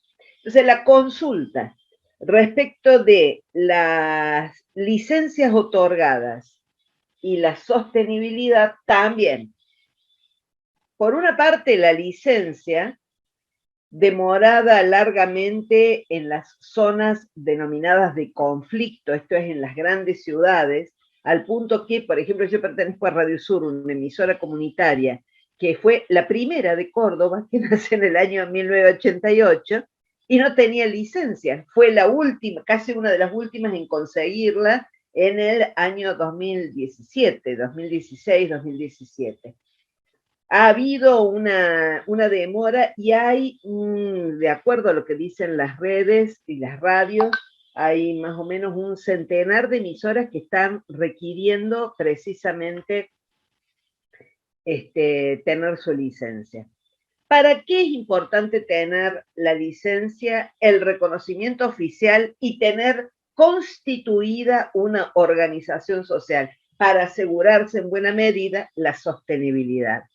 Pero si revisamos la historia y lo que las radios han ido aprendiendo, la sostenibilidad no es solo económica, ese es solo un eje.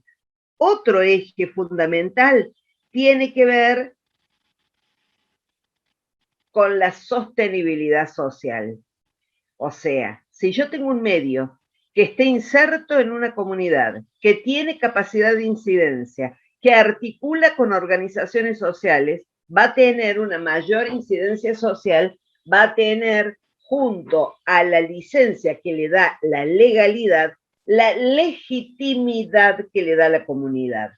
Por otra parte, otro aspecto de la sostenibilidad es lo organizativo. Si yo no estoy organizado, si no pertenezco como radio a una forma institucional, no voy a poder gestionar proyectos, ni del FOMECA, ni de ninguna parte. Y esto tiene que ver con la ley y no tiene que ver con la ley. Tiene que ver con la licencia y no tiene que ver. A ver, parte del proceso de aprendizaje de las radios ha sido ir creciendo en esos aspectos en términos de incidencia social, en términos organizativos, que va de suyo con la sostenibilidad económica.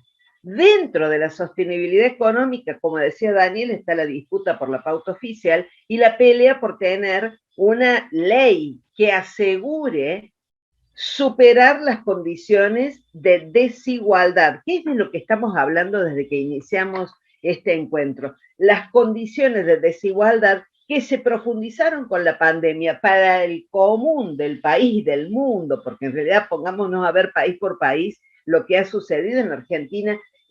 Estamos dentro de las generales de la ley, no es que acá por ser Argentina las cosas sean distintas, es porque la pandemia, el parate económico ha tenido sus impactos en todos los órdenes. Y por otra parte, cuando nos ponemos a ver, si tengo la licencia, yo me puedo inscribir en el registro del FOMECA, que son el fondo de recursos concursables que tiene la autoridad en la Argentina. Esa es una fuente de recursos para algunos medios y algunas experiencias comunitarias y también audiovisuales y también de las plataformas. Es una fuente de recursos atrasada, con más o menos recursos, pero atrasada. Hay proyectos que han sido presentados hace 2 años y que recién ahora se está sabiendo cuál es la evaluación. Hay distintos subsidios de procedencia estatal o en algunos casos de fundaciones o de organizaciones internacionales que en algunos casos son aprovechados por las radios comunitarias, pero también por las distintas plataformas como esta que estábamos estudiando en el libro, y después otra fuente de recursos que tienen, que es la gestión local, que generalmente, dadas las condiciones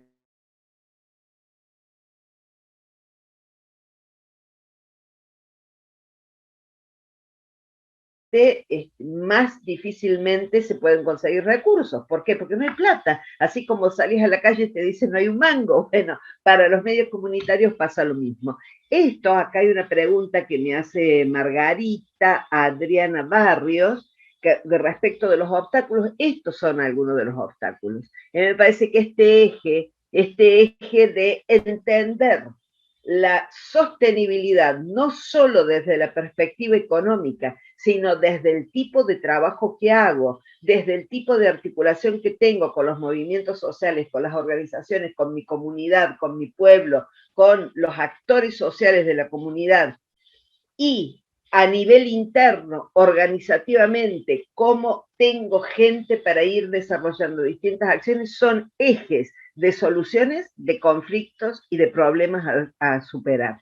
que caracterizan a las radios comunitarias. Es un tema largo, les digo que a veces he ido a dar talleres a algunos lugares de una semana, desde las 8 de la mañana hasta las 5 de la tarde, durante 6 días seguidos, trabajando ejes en torno a estos puntos, pero que son fundamentales. Por eso me parece que esa otra articulación que mencionaba más temprano y que tiene que ver con esta histórica articulación que nos dimos en la Argentina, que es la Coalición por una Comunicación Democrática, que mostró que éramos capaces de articularnos como sectores sociales y políticos, intelectuales y universidades para fortalecer el campo y la red social, sigue siendo buena parte la salida y sigue siendo la respuesta de la comunidad organizada para momentos tan difíciles como el que nos toca vivir en la Argentina en estos momentos.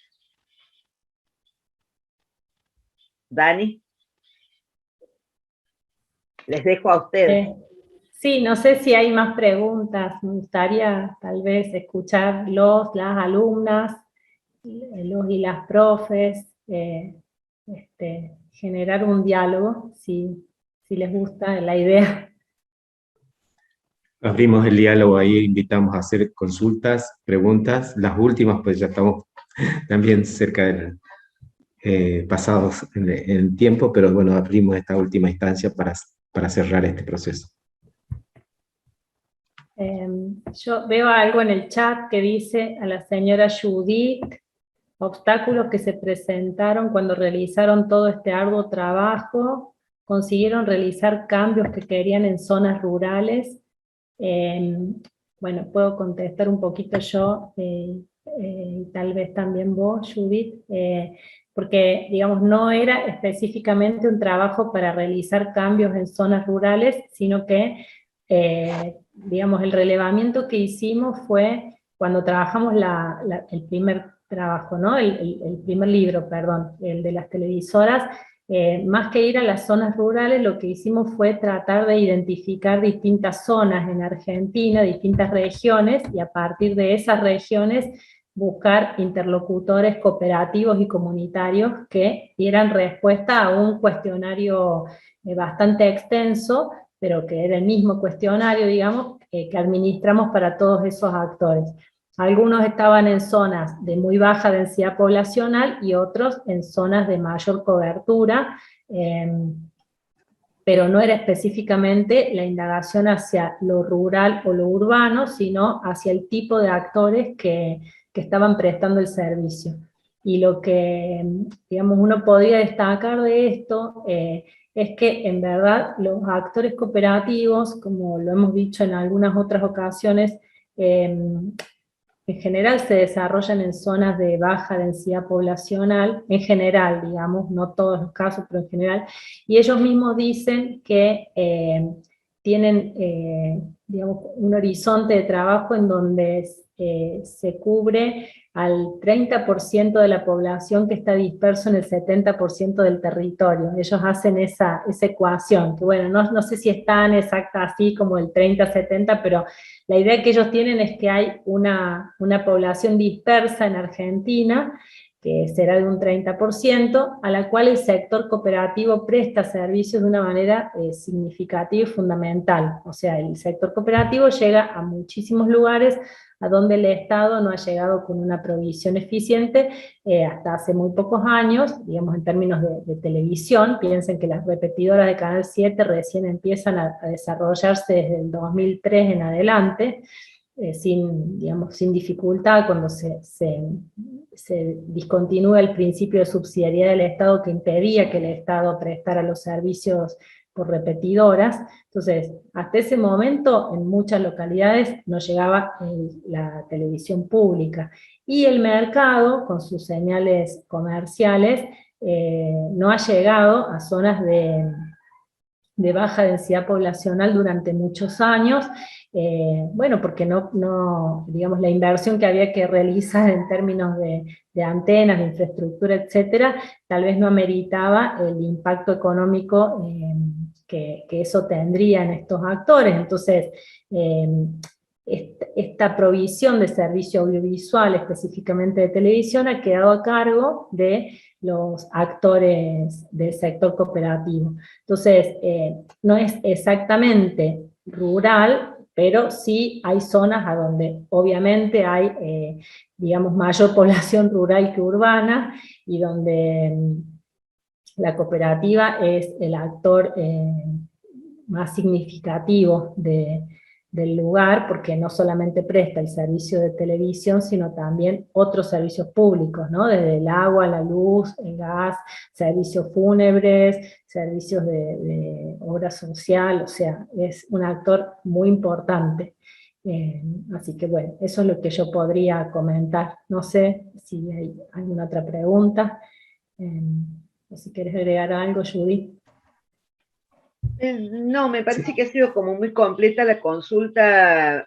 Vos la respondiste en relación al trabajo, al libro, a los relevamientos. Me parece que esos eran el motivo de la consulta de Margarita. De todas maneras, cuando yo estaba hablando lo tomé como que vinculado al tema de las radios, ¿no? Del movimiento de las radios. Yo simplemente quiero agregar algo que me está dictando Hugo Mamani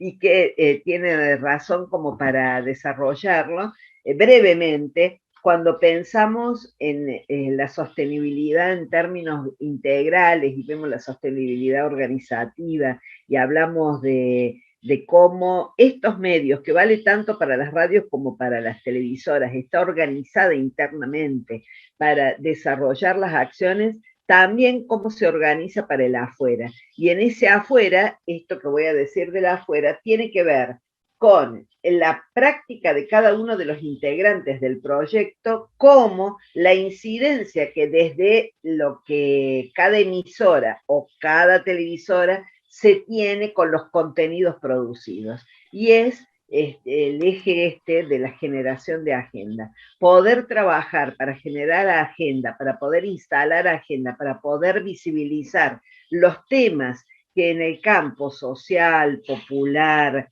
organizativo, comunitario, son fundamentales y que muchas veces no ocupan espacio en los medios hegemónicos, como marcaba recién nuestra compañera del equipo, Agustina, o en los medios públicos, porque muchas veces el alcance que estos medios tienen hace que se prioricen temáticas de carácter más general y no se detengan en estos aspectos que son fundamentales y que hacen al carácter de estos medios. Cuando hablamos de medios comunitarios, sean radios, sean televisoras o sean en formato digital, estamos hablando de territorios que están fuertemente vinculados a prácticas sociales y a organizaciones. Y estas luchas, las de las organizaciones, las de la ciudadanía,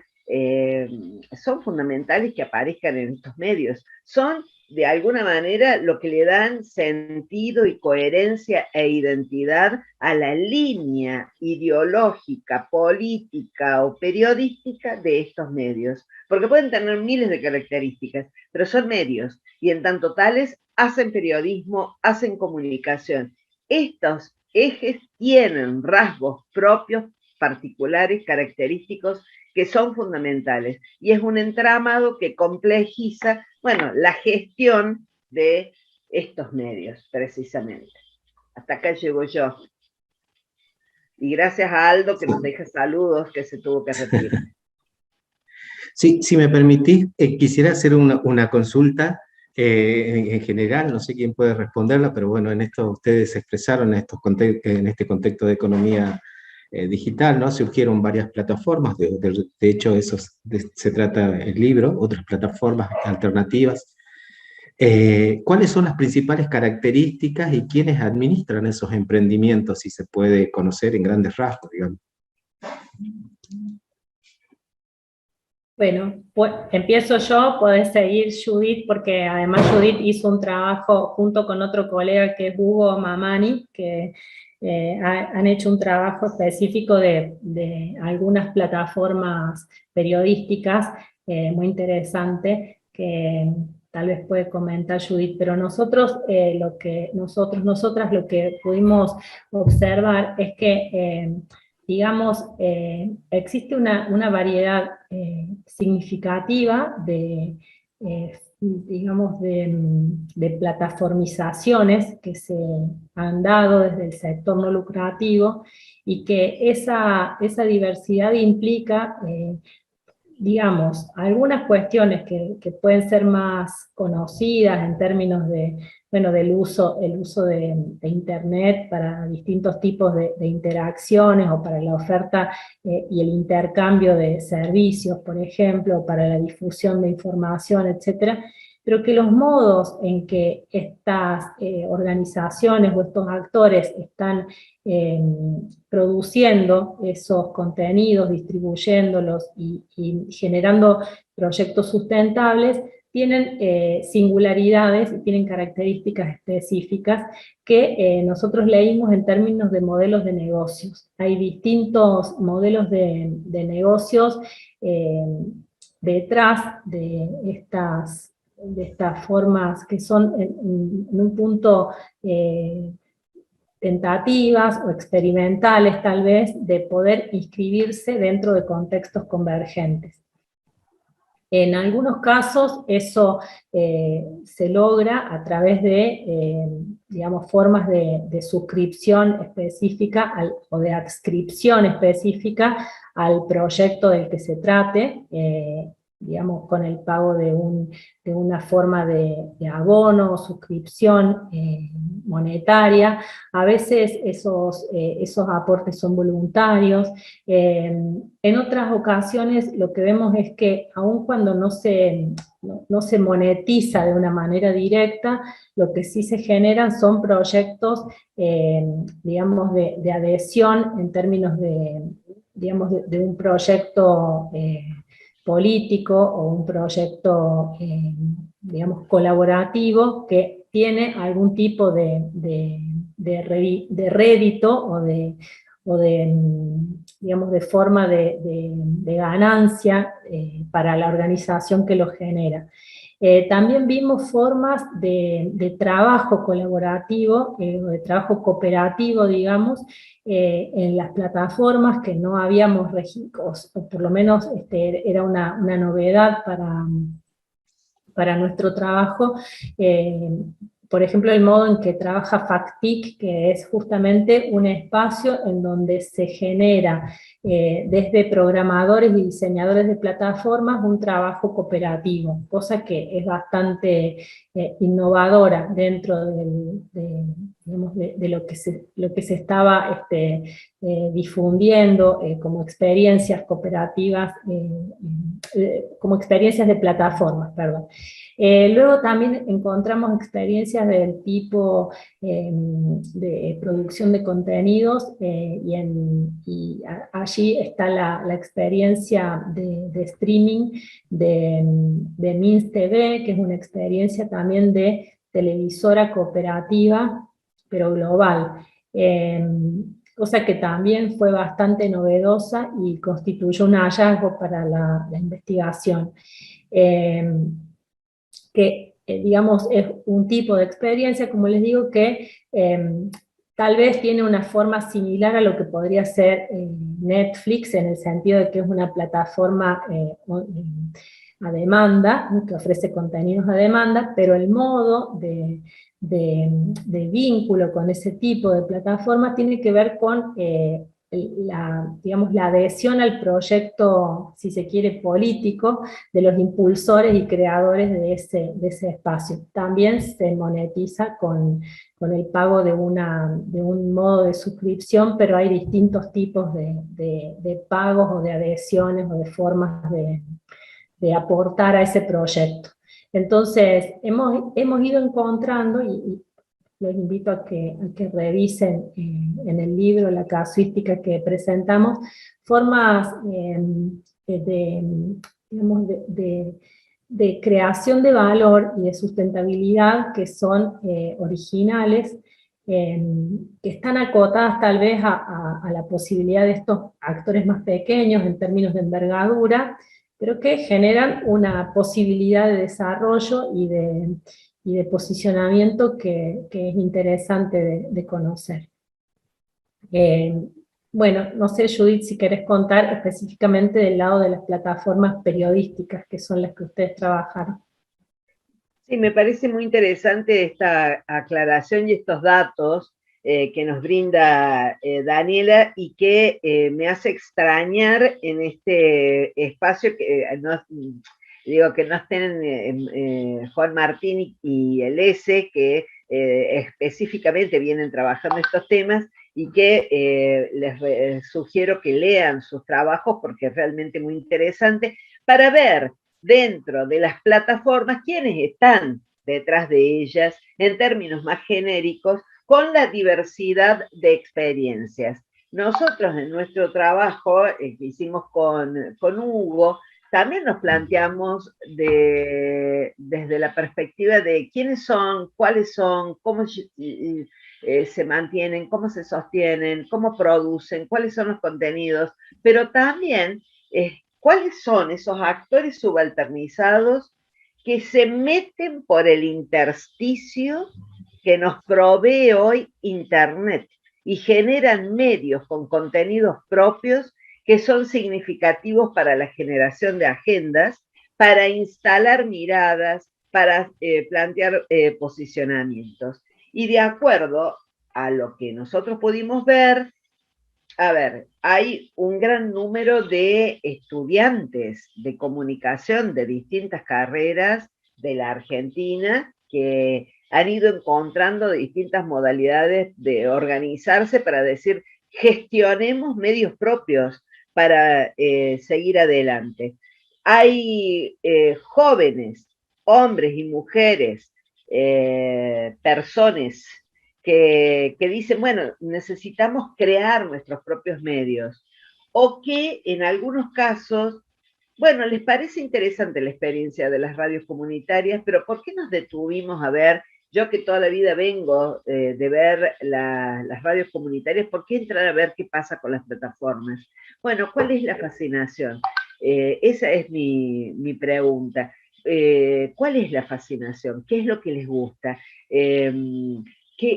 ¿Por qué les atrae? ¿Tiene que ver con la modernidad? Sí, en parte tiene que ver con los recursos y los cambios que la modernidad impone, incluso con las transformaciones en los formatos, porque una plataforma nos permite trabajar con transmedia. Entonces yo puedo jugar con lo audiovisual, puedo trabajar con el lenguaje sonoro, puedo producir contenidos, puedo escribir artículos o puedo hacer un artículo que contenga todo esto. En realidad es eso lo que están buscando. Son organizaciones sociales o periodísticas que promueven autogestión, la generación de nuevas agendas, promueven mayor participación ciudadana y hacen uso de las distintas plataformas existentes. Quizá no tengan los recursos para generar un canal de streaming propio, sino que se utiliza lo que ya está vigente. Y desde ahí producir contenidos para tener incidencia pública. Y entonces, bueno, también tenemos que discutir sobre la territorialidad, los alcances y las posibilidades de llegada a múltiples audiencias. Eso, quedo acá porque si no... yo soy de radio, puedo seguir hablando, lo voy a aburrir. Bueno, creo que estamos llegando al final ya por lo avanzado del tiempo, y también hay varios que ya se fueron despidiendo, así que bueno, les invitaría a hacer alguna reflexión final para cerrar. Me parece muy atinado esto de plantear estas diferencias entre los sectores no lucrativos, tanto de como también de las radios comunitarias o las asociaciones sin fines de lucro, y estas diferencias, estos problemas de las licencias y la sustentabilidad, ¿no? Analizar la sustentabilidad en términos de económicos, no solamente económicos, sino sociales, y también como desafío estos modelos organizativos, ¿no? para conseguir, porque todo es una gran trayectoria para ese desarrollo y fortalecer ese proceso. Yo diría en esto, y bueno, los invito a hacer una reflexión final para cerrar este espacio. Bueno, yo simplemente quería decir que para mí es siempre un espacio muy gratificante poder pensar con otros y con otras. Digamos, me gustaría que este espacio que se generó acá de conversación y de intercambio sirva también para inspirar a otros equipos de investigación de otras cátedras, a los alumnos, a los jóvenes investigadores, para desarrollar investigaciones que crean que son útiles, importantes para la región y para el lugar en el que viven. Para nosotros fue un enorme, lo digo así con total humildad, fue un enorme desafío poder pensarnos, digamos, expresándonos en primera persona. Escribir nos daba un poco de vértigo, nos daba un poco de pudor al principio, hasta que nos fuimos animando a poder poner en palabras y por escrito cuestiones que nosotros discutíamos como hacia el interior del equipo, cuestiones que tenían que ver con nuestros intereses y nuestras pasiones, pero que había que, bueno, procesarlas, llenarlas de sentido, indagarlas, sistematizarlas, etc. Y bueno, pienso que al final del camino, por más que fue muy arduo, lo que tenemos es la satisfacción de un trabajo en equipo que nos sostiene y nos hace crecer a todos y a todas. Entonces, mi invitación es a estimular que los equipos de investigación no solamente sean espacios para discutir los trabajos de otros y otras, sino que también sean espacios para producir lo propio, porque todos podemos hacer esas investigaciones con trabajo responsable, dedicado y con, bueno, y con nuestras pasiones ahí en primer lugar, que siempre son un buen motor, nuestras pasiones afectivas y políticas, por supuesto, ¿no? Así que bueno, yo les agradezco y te agradezco especialmente a vos, Miguel, por toda esta iniciativa y el trabajo en generar este espacio tan gratificante para nosotras. Gracias. Bueno, muchas gracias a ustedes, muchas gracias a Judith, muchas a Lina, a vos, Daniela. La verdad que, bueno, simplemente por aceptar y compartir este espacio. Acá queda mucho para conversar y seguramente, bueno, habrá otros resultados que podremos intercambiar en otros momentos. Muchísimas gracias a ustedes. Bueno, gracias. Nos despedimos. Adiós. Muchas gracias, un gusto enorme. Gracias, gracias. Creo que Daniela sintetizó el espíritu de todos. Vamos, Dali. No, quedan nuestros mails, en los libros también, así que a disposición para continuar el intercambio con todas y todos quienes puedan estar interesados en algo de lo que por ahí... Bien. Bien. Bueno, muchísimas gracias. Gracias. Gracias. Este aplauso para ustedes. Para ustedes, gracias. Hermosa iniciativa. Muy desafiante, gracias. Chao, hasta luego. Hasta luego.